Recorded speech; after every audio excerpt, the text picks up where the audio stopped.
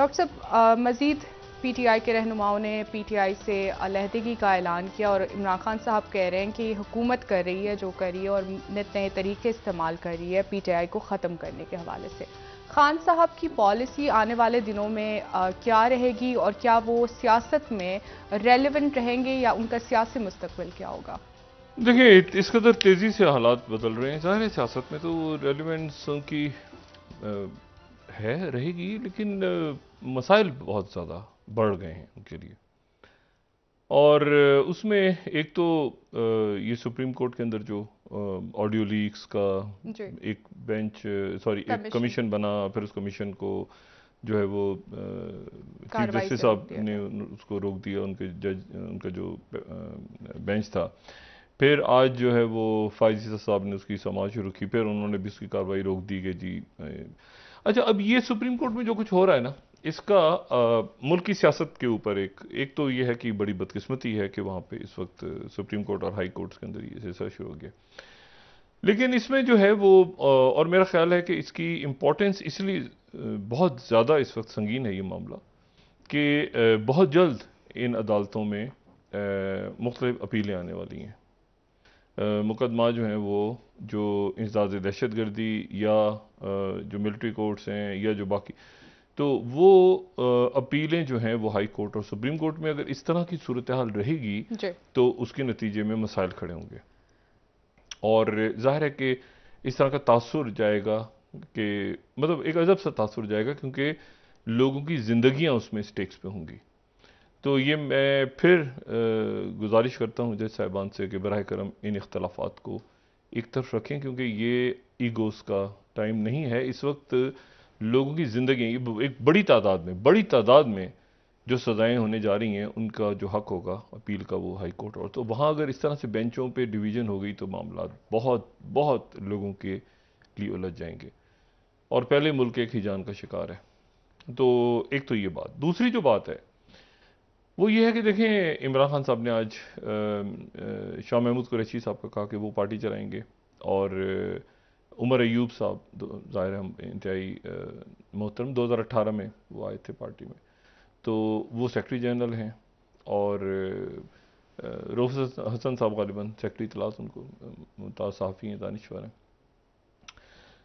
लेकिन ये कि इमरान खान साहब के जो पुराने रफ़ीक हैं सारे के सारे तकरीबन, यानी अब इसमें परवेज़ खटक साहब भी ऐलान करेंगे, इसमें महमूद खान साहब ने भी ऐलान करना है, अब परवेज़ इलाही साहब ने भी ऐलान करना है। तो इमरान खान साहब ने इन शख्सियात के बजाय जो है वो ये कहा कि मुराद सईद साहब जो है वो मुस्तकबिल के लीडर होंगे। मुराद सईद साहब को कानून नाफिज करने वाले अदारे जो हैं वो तलाश कर रहे हैं। वो कहते हैं ना, मोस्ट वांटेड अगर कोई शख्स है तो मुराद सईद है। तो इमरान, तो ये एक सूरत हाल आज हमने देखी कि इमरान इस्माइल साहब भी आ गए, ये बाकी शख्सियात भी इन्होंने आना है, कल परसों एक आध दिन के अंदर ही तमाम शख्सियात आ जाएंगी। और अब इमरान, इसमें देखें दो मसाइल हैं इसमें। एक तो ये है कि इमरान खान साहब जो हैं वो ज़ाहिर है कि एतमाद करने वाले जो उनके लोग थे सारे के सारे वो चले गए हैं, वो पुराने साथी चले गए हैं। मैं जी। आज इमरान इस्माइल साहब को सुन रहा था तो हमने देखा है इमरान इस्माइल साहब बहुत बहुत पुराने साथी उनके, और उन्होंने ख़ुद भी कहा कि बानिया अरकान में से, लेकिन मतलब ये पुराने इनके जो हैं, जब दूर दूर तक कहीं हुकूमत नहीं थी तो उस वक्त के साथी इनको इनसे अलग हो रहे हैं। तो अब जो नए लोग हैं ज़ाहिर है कि वो उनके ऊपर तो इमरान खान साहब बहालत मजबूरी एतबार करें। पहले दिन इमरान खान साहब ने कहा था मुझे किसी का अफसोस नहीं है, उनको अंदाज़ा नहीं था कि इस तेज़ी से लोग जाएंगे, तो उन्होंने कहा मुझे आमिर कियानी साहब का अफसोस है, बाकियों को तो मैं जानता नहीं हूँ।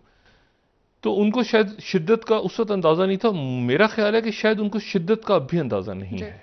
मतलब मैं जो मामला जिस तेज़ी से आगे जा रहे हैं और जिस कदर गंभीर सूरत हाल उनके लिए बन रही है, मैं आपको सिर्फ ये बताऊं बात, इस वक्त यहाँ पे बहस ही हो रही है इस्लामाबाद में कि इमरान खान को साहब को एक गिरफ्तार तो करना है, वो तो तय बात है, उनको भी और जो उनकी अहलिया बुशरा बीबी को भी गिरफ्तार करना है, और हुकूमत इस पर बिल्कुल तैयार बैठी है। लेकिन इसमें एक बात जो है वो बड़ी अहम हो रही है, वो ये है कि जैसे शहजाद वसीम साहब ने आज बात कही, या उन्होंने कहा कि मैं सेनेट में हूँ और मैं तो मतलब है कि मतलब इस तरह से उन्होंने कहा कि मैं सेनेट में हूँ, पार्लिमानी रुकन। और इमरान खान साहब ने कहा कि शाह महमूद कुरैशी मेरी जगह पार्टी चलाएंगे। अच्छा, ये इमरान खान साहब के जहन में है कि शायद उनको माइनस करके पार्टी रहे, यानी इमरान खान साहब ने आज भी ये कहा कि मुझे नाहल कर दिया गया।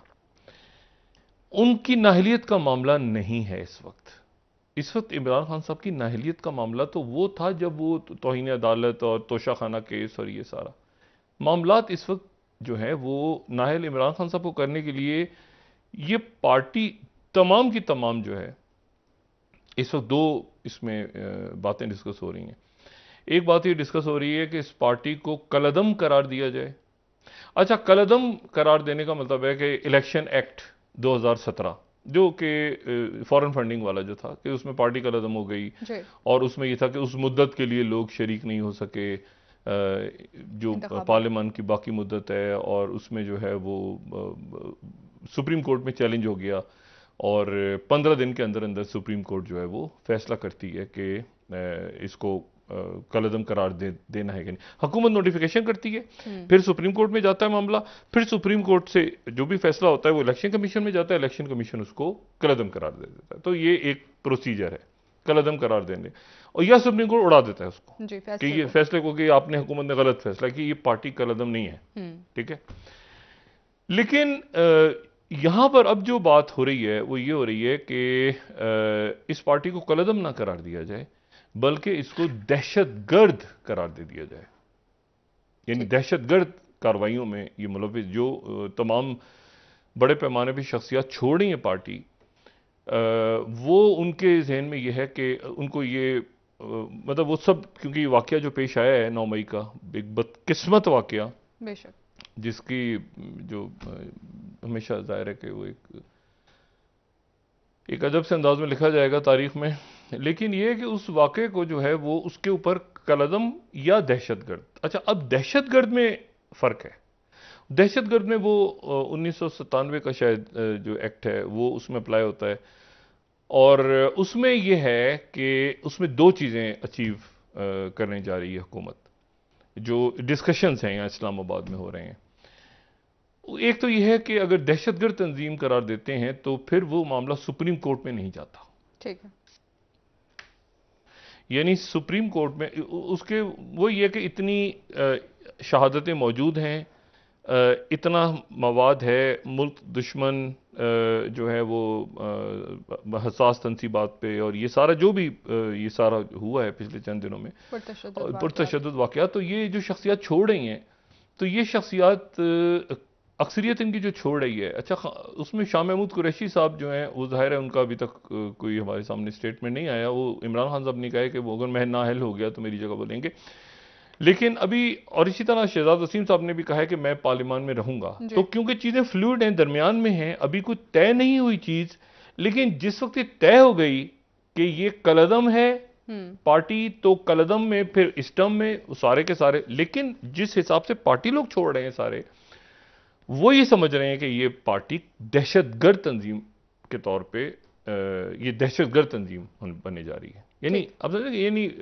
यानी कलअदम और दहशतगर्द, कलअदम सुप्रीम कोर्ट चैलेंज हो सकती है, दहशतगर्द का अगर लगता है तो वो फैसला करती है हुकूमत, तो फिर वो चैलेंज नहीं हो सकता सुप्रीम कोर्ट में। अच्छा, अब जो अल्फाज इस्तेमाल कर रहे हैं हुकूमत के वज़रा वगैरह, आप देखें वो अगर बात कर रहे हैं तो ये कह रहे हैं कि बातचीत तो हमारी सियासतदानों से होती है, ये तो दहशतगर्द हैं। तो इसका मतलब ये है, इससे 2 चीजें अचीव होने जा रही हैं।